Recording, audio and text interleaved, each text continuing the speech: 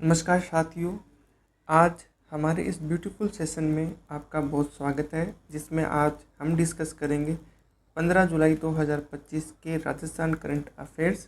ठीक है, ये सेशन बहुत खास होने वाला है क्योंकि कल राजस्थान कैबिनेट की मीटिंग हुई थी एंड उस मीटिंग में कई फैसले लिए गए, जैसे आरपीसी में 3 नए सदस्य बढ़ाए गए हैं, टाउनशिप पॉलिसी है, हिल इन राजस्थान नीति है। ठीक है, तो ऐसी वेरी वेरी इंपॉर्टेंट, ये मैं मानूंगा कि हाल के दिनों में ये सबसे इम्पोर्टेंट ये आज का हमारा दिन होने वाला है। और ये आने वाले एग्ज़ाम में इस सेशन से एक क्वेश्चन जरूर आएगा आपका, चाहे कोई सा भी एग्ज़ाम हो। ओके, पटवार हो, वीडियो हो, कांस्टेबल हो, हाई कोर्ट हो, फर्स्ट एंड सेकंड ग्रेड हो, या आरपीएससी या कर्मचारी चयन आयोग बोर्ड का कोई भी एग्ज़ाम हो, तो ये आपको पूरा वीडियो देखना है। ओके, तो हम शुरू करते हैं। पहला क्वेश्चन, राजस्थान सरकार द्वारा अनुमोदित टाउनशिप पॉलिसी 2024 के अंतर्गत सभी क्षेत्रफल के आवासीय योजनाओं में, ठीक है, पार्क व खेल मैदान और सुविधा क्षेत्र का न्यूनतम कितना प्रतिशत प्रावधान किया गया है। ओके, इसका उत्तर होगा सी। ओके, देख लेते हैं। टाउनशिप पॉलिसी 2024 में सभी क्षेत्रफल के आवासीय योजनाओं में 7% पार्क, यानी पार्क का कितना होगा 7%, और खेल मैदान का 8% सुविधा क्षेत्र का प्रावधान किया गया है। ओके,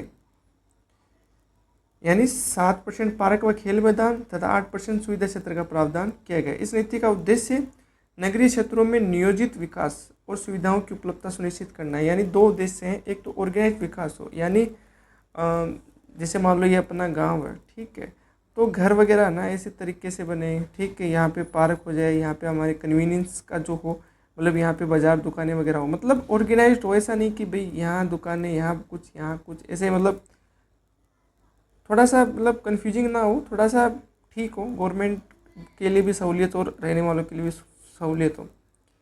राज्य स्तरीय समिति का गठन, क्रियान्वयन, निगरानी और समीक्षा हेतु किया जाएगा। ठीक है, कि भाई ये पॉलिसी कैसे काम कर रही है, इसका एजुकेशन कैसा है, मॉनिटरिंग के लिए और असेसमेंट के लिए एक कमेटी बनेगी। ओके, विकास कार्यों के रख रखाव हेतु 5 वर्ष या रेजिडेंट वेलफेयर एसोसिएशन को स्थानांतरण तक 2.5% भूखंड को रोक कर रखा जाएगा। ओके, ये एक बहुत ही इम्पोर्टेंट है चीज़ है कि 5 वर्ष तक तो रख रखाव करेंगे, या जब तक आरडब्ल्यू को वो स्थानांतरण नहीं हो जाता, ठीक है, तो 2.5% भूखंड को रोक कर रखा जाएगा, जो बिल्डर वगैरह है उनसे। ओके, अन्य प्रावधान देख लेते हैं। मिश्रित भू उपयोग, ग्रुप हाउसिंग, फ्लैट हाउस, एकीकृत योजना, वाणिज्यिक भू उपयोग को बढ़ावा इस नीति के द्वारा। औद्योगिक योजनाओं में श्रमिक निवास हेतु 5% भूखंड आरक्षित, यानी जितने भी होगा उसमें 5% श्रमिकों के निवास के लिए आरक्षित होगा। AWS एवं LIG वर्ग के लिए भूखंडों का स्थानीय निकाय के माध्यम से आवंटन। ठीक है, सेक्टर सड़कों और व्यावसायिक पट्टी हेतु भूमि अवाप्ति का प्रावधान JDA की सेक्टर कमर्शियल नीति की तर्ज पर सभी योजनाओं में वर्षा जल संचयन और अपशिष्ट जल पुनर्चक्रण के प्रावधान अनिवार्य है। यानी जितने भी योजनाएं होगी टाउनशिप की, उसमें वर्षा जल संचयन और अपशिष्ट जल पुनर्चक्रण, ये दोनों चीज़ें मस्ट है। ठीक है, नेक्स्ट क्वेश्चन, राजस्थान सरकार द्वारा चिकित्सा पर्यटन को बढ़ावा देने हेतु किस नई नीति के प्रारूप को 2025 में मंत्रिमंडल की बैठक में अनुमोदन प्रदान किया गया? यह है हमारी हिल इन राजस्थान नीति 2025। ओके, देख लेते हैं। हिल इन राजस्थान नीति 2025 हिल इन राजस्थान नीति 2025 को राजस्थान को मेडिकल वैल्यू ट्रैवल डेस्टिनेशन के रूप में विकसित करने हेतु कैबिनेट बैठक में मंजूरी दी गई। इस नीति के क्या उद्देश्य हैं?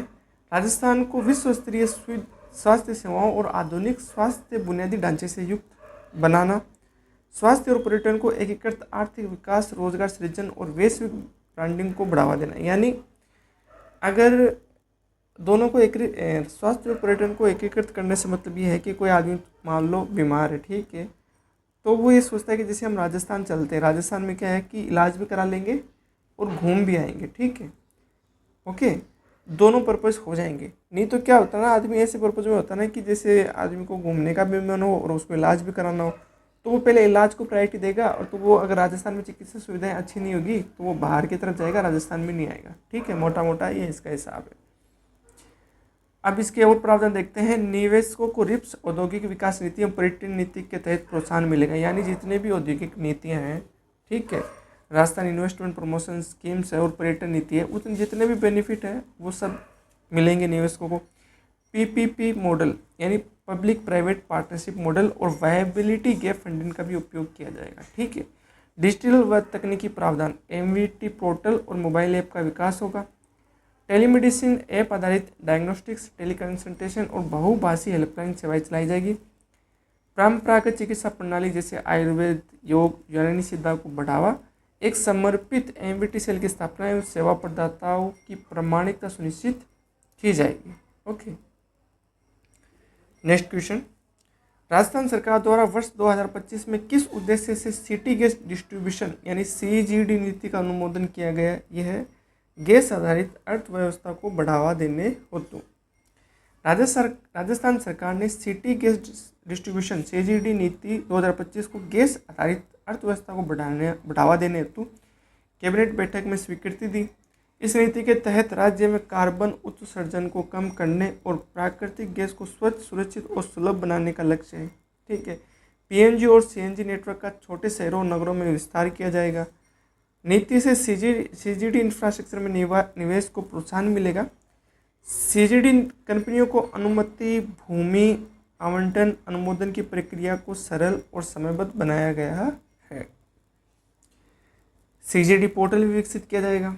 ठीक है, और यह नीति कब तक, ये इंपॉर्टेंट है, ये नीति 31 मार्च 2029 तक वैलिड है, या जब तक कोई ऐसी अन्य नीति अमल में नहीं लाई जाए। Okay, next question. जुलाई 2025 में राजस्थान सरकार द्वारा जिन 3 जॉइंट वेंचर कंपनियों को मंजूरी दी गई है, यानी कल की बैठक में 3 जॉइंट वेंचर बनाए गवर्नमेंट। ओके, उनमें इंद्रप्रस्थ गैस लिमिटेड और RVUNL के बीच बनने वाली जेवी में कितने प्रतिशत हिस्सेदारी कर्म से निर्धारित की गई? चलो 3 है, तीनों का हम विस्तार पूर्वक देखते हैं। ओके, तो पहला ये है, ठीक है, इंद्रप्रस्थ गैस लिमिटेड और RVUNL के बीच, ठीक है, ये जॉइंट वेंचर है, संयुक्त उपक्रम है। इसमें इंद्रप्रस्थ की है 74% तथा RVUNL की 26% हिस्सेदारी है। ठीक है, इस संयुक्त उपक्रम के अंतर्गत 500 मेगावाट की सौर परियोजना RVUNL के सोलर पार्क में स्थापित की जाएगी, जिससे 2000 करोड़ रुपए का निवेश होगा। ओके, बाकी दूसरी कौन सी वो देख लेते हैं। दूसरी है ऑयल इंडिया लिमिटेड और RVUNL, इसमें 50% हिस्सेदारी है। इसमें 100 मेगावाट सौर ऊर्जा, 200 मेगावाट पवन ऊर्जा का उल्लेख है, प्रावधान है। कुल निवेश 5000 करोड़ रुपए। तीसरी देखते हैं गेल इंडिया लिमिटेड और RVUNL, इसमें भी 50% हिस्सेदारी, यानी 50% गेल इंडिया की और 50% किसकी, RVUNL की। इसमें धौलपुर पावर प्लांट 300 मेगावाट का, रामगढ़ पावर प्लांट 270.5 मेगावाट का, 750 मेगावाट सौर और 250 मेगावाट पवन ऊर्जा परियोजना। कुल निवेश 4200 करोड़ रुपए। ठीक है, इसमें ये पूछा जा सकता है, एक तो 3 जॉइंट वेंचर है, किन किन के बीच में हिस्सेदारी कितनी है, ये पूछ सकते हैं। एक ये भी पूछ सकते हैं कि भाई धौलपुर पावर प्लांट और रामगढ़ पावर प्लांट किन 2 कंपनियों की जॉइंट वेंचर का प्रयास है। ठीक है, तो ये आप देख लेना। इन तीनों संयुक्त उपक्रमों से राजस्थान में टोटल 11200 करोड़ रुपए का निवेश आने की संभावना है। ठीक है, यह इतना निवेश आएगा। वेरी इंपॉर्टेंट, जुलाई 2025 में राज्य सरकार द्वारा RPC में सदस्यों की संख्या बढ़ाकर कुल कितनी कर दी गई है?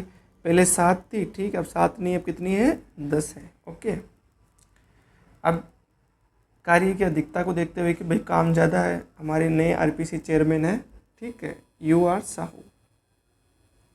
ओके, उनको लगा कि भाई काम ज़्यादा, तो उन्होंने सरकार को बोला कि सदस्य दो, तो गवर्नमेंट ने 3 सदस्य और दे दिए, जिससे टोटल हो गए 10। अब भी काम हो सकता है कि फास्ट तरीके से हो। अब इसके लिए एक कानूनी प्रावधान है भाई, वो करना पड़ेगा। वो ये है कि राजस्थान लोक सेवा आयोग सेवा शर्तें की विनियम 1976 के विनियम 31 में संशोधन को मंजूरी प्रदान की गई है, और ये तभी वैलिड होगा। तो ये पूछ सकते हैं, इसको आप ध्यान रखें। ओके, अगला क्वेश्चन। राजस्थान सरकार द्वारा एकीकृत स्वच्छ ऊर्जा नीति 2024 में किए गए संशोधन के अनुसार rising Rajasthan global investment summit में 1000 मेगावाट या अधिक की परियोजनाओं हेतु MOU करने वाले निवेशक किस विभाग में भूमि हेतु पंजीयन करा सकते हैं? यह है अक्षय ऊर्जा निगम। देख लेते हैं इसका भी व्याख्या। राजस्थान मंत्रिमंडल ने एकीकृत स्वच्छ ऊर्जा नीति 2024 में संशोधन को स्वीकृति दी है।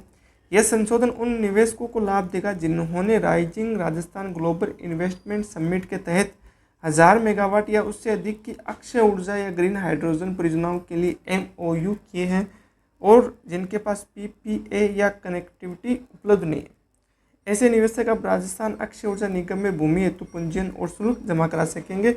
इसके आधार पर राजस्व विभाग को मौजूदा प्रावधानों के तहत सेट अपार्ट की अनुशंसा की जा सकेगी। ओके, कहने का मतलब है कि 100 मेगावाट 1000 मेगावाट या उससे अधिक के जो वेंचर है, ठीक है, ऊर्जा के क्षेत्र में, इसमें rising Rajasthan global investment summit में अक्षय ऊर्जा या ग्रीन हाइड्रोजन परियोजना है, उनके लिए जो भूमि आवंटन के काम है उनकी अनुशंसा अक्षय ऊर्जा निगम कर सकेगा और निवेशक उनको अप्रोच कर सकेंगे। ठीक है, मोटा मोटा ये हिसाब है। अब भूमि आवंटन की समय सीमा, प्रथम 1/3 भाग 3 वर्षों में आवेदन कर सकते हैं और उसमें भूमि मिलेगी। दूसरा 1/3 भाग 4 से 6 वर्षों के भीतर आवेदन के, और शेष भूमि 7 से 9 वर्षों में आवश्यक राशि के साथ आवेदन। Okay, next question. राजस्थान जुलाई 2025 में लिए गए निर्णय के अनुसार अब राजस्थान इंटरनेशनल सेंटर यानी RIC जयपुर का प्रबंधन किसके माध्यम से किया जाएगा? यह Rajasthan international centre Jaipur society के द्वारा किया जाएगा। जुलाई 2025 में राजस्थान सरकार ने राजस्थान इंटरनेशनल सेंटर यानी RIC जयपुर के प्रबंधन हेतु Rajasthan international centre Jaipur society के माध्यम से संचालन का निर्णय लिया है। इस सोसाइटी के अंतर्गत एक 15 सदस्यीय गवर्निंग बोर्ड गठित किया जाएगा। बोर्ड की संरचना अध्यक्ष, मुख्य सचिव, सदस्य 6 सरकारी सदस्य, 6 राज्य सरकार द्वारा नामित सदस्य, RIC के 2 सदस्य और RIC निर्देशक, साथ ही एक कार्यकारी समिति के गठन का भी निर्णय लिया गया है। इसका उद्देश्य क्या है भाई? प्रबंधन को व्यवस्थित, जवाबदेह और प्रभावी बनाना। Okay, next question. जुलाई 2025 में राजस्थान सरकार ने किस अधिनियम में संशोधन हेतु अध्यादेश लाने का निर्णय लिया है जिससे जयपुर में एम्स जिले के तर्ज पर राजस्थान आयुर्विज्ञान संस्थान RIMS स्थापित किया जा सके? ओके, तो ये है हमारा राजस्थान स्वास्थ्य विज्ञान विश्वविद्यालय संशोधन अध्यादेश 2025 लाया जाएगा। किस में संशोधन के लिए? राजस्थान स्वास्थ्य विज्ञान विश्वविद्यालय अधिनियम 2025 में संशोधन के लिए। ठीक है, तो ये इसका उत्तर हो जाएगा C।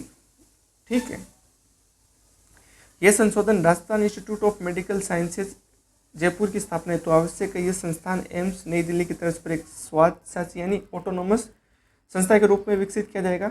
इसकी घोषणा राष्ट्रीय बजट 2024-25 में की गई थी।